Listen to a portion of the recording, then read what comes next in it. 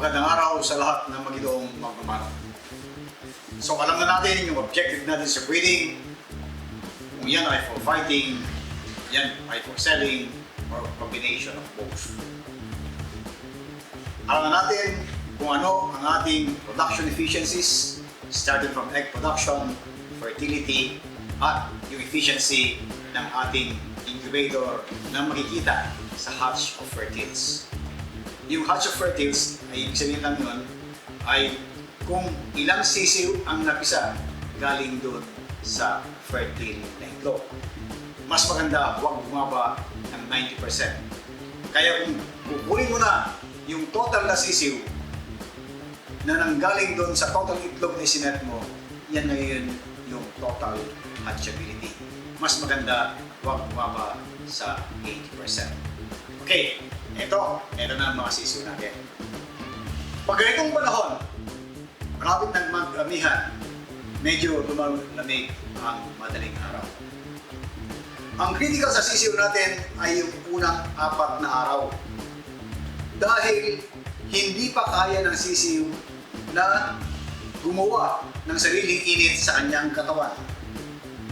So kailangan isupply natin yung init na yan. Maraming pangaraan. Kung yan ay hen hatch, walang problema dahil yung inahin ay kanyang i-cover yung backpack niya, yung masisiw niya, at pag dumikit sa kanyang katawan, may initan sila. So walang problema sa natural. Yung iba naman nasa bundok, na dahil malamig, gumagawa sila ng parang kulungan na kung saan ilalagay yung masisiw doon sa loob para hindi sila malamigan. Yung iba naman bumibili ng mga box ng manok, lalagyan ng ipa, ikukulong yung mga sisiw doon. Yan ay pwedeng gawin pag hindi gaano marami ang sisiw kasi labor intensive yan. Pero doon sa nagmamas production, yung mahigit 100 pataas ang bawat isa, kailangan na ngayon yung matatawag na mga artificial brooder. Yung brooder ay isang lugar kung saan ilalagay mo yung mga sisiw at lagyan mo ng pampainit. Pinaka-critical yung unang 4 na araw. Kanya-kanyang mga temperatura ang mga sinasabi. May 32 degrees, may 33 degrees, may 30, may 35. Kung kayo ay walang pansukat ng temperatura ng thermometer, pwedeng tignan nyo yung galaw ng masisiw sa loob na may heater. Ang heater ay pwede yung ceramic na heater, pwede yung bulb electric bulb na 100 watts, pwede yung gas brooder, yung mas sophisticated na mga brooder, may kaya ginagamit sa mga broilers. Ano mang klaseng pampainit, tignan nyo yung galaw ng mga sisiw. Pag maganda ang takbuhan ng mga sisiw sa loob ng brooder, ibig sabihin tama ang temperatura. Pag sila ay nandun nakatutok sa source ng init, ibig sabihin kulang ang init sa loob ng brooder. Pag sila ay malayo doon sa source ng init, ibig sabihin sobrang init ang brooder na yan. Pag yung mga sisiw naman na isa sa corner, kuumpulan, ibig sabihin may malamig na hangin na pumapasok. So ang remedyo, yan ay takpan mo yung pinanggagalingan ng malamig na hangin. Pag masyadong mainit, babaan mo yung temperatura. Ibig sabihin, pwede mong bawasan yung heater mo o pwede mong itaas ng konti. Pag masyadong malamig, dahil sa behavior ng sisiw, dagdagan mo yung heater or ibaba mo ng konti. So, init ang kailangan sa unang 4 na araw. Ganun ba man, kailangan may konting ventilation pa rin. Dahil pag yan ay nakulog, magkakaroon ng build-up ng ammonia, yung sisiw mo na yan baka biglang pasinghap-singhap dahil yung ammonia pwedeng sirain yung lining ng respiratory tract. So, ano ibig sabihin yan? Pag sa gabi, walang problema pag sarado yan dahil kailangan conserve yung init. Pero pag araw, mas mainam, maganda ang ventilasyon. Buksan mo. Pwede nga, tumakbo sila sa labas ng kanilang brooder eh. Kung malaki yung space mo, walang problema yon. huwag lang tumakbo sa basang damo. Dahil siyempre pag sila ay nabasa, sila ay giginawin, pwedeng mamatay. Ito ang sinasabi natin na very critical yung unang 4 na araw, kailangan supplyan natin sila ng init. Pag yan ay nag-1 linggo, 2 linggo, araw-araw, lumalakas ang kapabilidad ng sisiw na siya ay mag-generate ng sariling init kahit hindi na siya masyadong ginawin. Pero sa malamig na lugar, kahit na yan ay 3 linggo na, kailangan pa rin mag-supply ng init. Pag mainit ang panahon, kung minsan hindi mo na kailangan brooder, pawaran mo na. Basta safe sila sa gabi. Huwag lang may daga o pusa na pwedeng sumalanta sa kanila. Pag wala kang magandang brooder, pag malamig ang panahon, maaaring tumaas ang mortality dahil nalamigan ang sisiw. Wala kang problema during summer, hindi mo kailangan ng sobrang pampainit. Baka kahit wala na nga, mas mainam yung ventilation.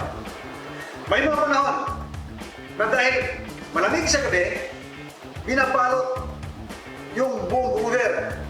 Halos walang ventilasyon. Kung minsan pinapawisan yung loob ng brooder at yung mga sisiw nagbabasa, yan ay hindi maganda na pwedeng panggalingan ng sakit para sa mga sisiw na ito. Noong mga nakarang araw, binanggit ko na buhay ang industriya natin, ang labanan ng stock ngayon, left and right. Habang naglalaban, nagbe-breeding na tayo para sa local. Tapos na yung early bird. So, production na hinahabol natin. Ito ngayon ang nakikita kong problema. Dahil sa nais natin na maraming sisiw tayo, gusto natin maraming sisiw, may ibang farm na papansin ko, maski yung maliliit lang na scale, sumobra ang production. Sa nais nila na makahabol sa maraming stock next year, dinamihan nilang inahin nila, kukunti naman ang espasyo nila para sa sisiw nila. Overcrowding ngayon.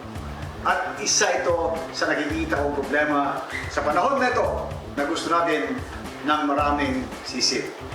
Pag overcrowded ang ating mga sisiw, magkakaproblema ka doon sa paggalaw nila. Magkakaproblema ka sa uniformity.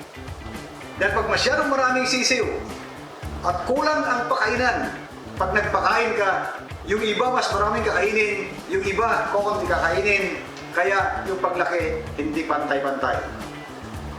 Dahil overcrowded sila, hindi maganda ang ventilation, magkaroon ng pag-ipon ng pneumonia, magkaka-respiratory problem yan. Pag nagkasakit ang isa, dahil yan ay bacteria o pwedeng virus ang dahilan, pwedeng idamay ang 10,000, kakalat ang sakit. Anong basic problem? Overcrowding yan.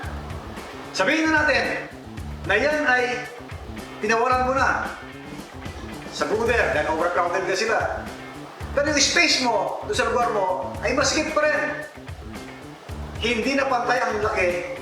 Yung mas mahina, iba-box out lagi ng malalaki pag yan ay panahon ng feeding time o maski panahon ng pagpapainom, pagbibigay ng vitamina, apektado yung mas maliliit.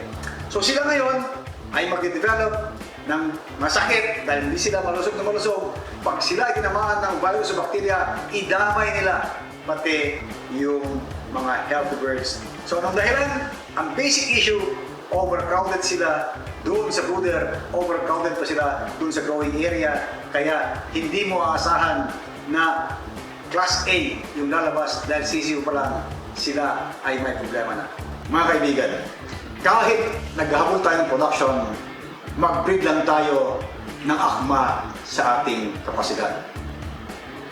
Kung sobra-sobra, masama. Pag kulang, masama rin tayo panlaban. Pero kailangan akmang-akma para hindi tayo magkakaroon ng problema. Ngayon, dahil mass production tayo, kailangan lagi ng suplemento. Ito yung sinasabi ko. Nandyan yung paborito nyo mga poultry supply. Para sa akin, yung tatak excellence pa rin ang aking i-recommenda. Doon sa malalayong lugar na walang poultry supply, makakatulong sa inyo yung EDL Store para magbigyan kayo ng tabang suplemento mula sa breeding hanggang dun sa brooding para laging malusog ang ating mga manok.